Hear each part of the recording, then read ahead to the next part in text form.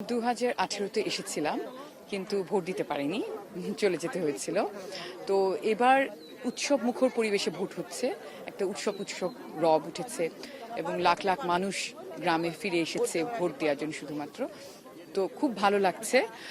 সবে তো শুরু হলো, এবার আসলে সময়টা যেহেতু আগানো, তাই হয়তো অনেকের কাছে, বিশেষ করে গ্রামের মানুষের কাছে এই তথ্যটা যাওয়াটা আর কি অনেক দেরি হয়ে গেছে আমার কাছে মনে হয়েছে। তবু আমি মনে করছি যে 9টার মধ্যে আরো বেশি ভোটার সংখ্যা দেখা যাবে।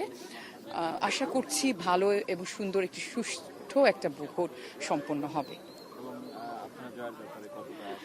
ইনশাআল্লাহ জনগণ যেটা চাইবে সেটা প্রতিফলন হবে এবং বাংলাদেশের জনগণ সকলে মিলেমিশে ধর্ম, বর্ণ, গোত্র সবাই মিলেমিশে থাকতে পছন্দ করে এবং সেটা প্রতিফলনই আমরা এই নির্বাচনে পাবো, এটা আশা করছি। ধন্যবাদ।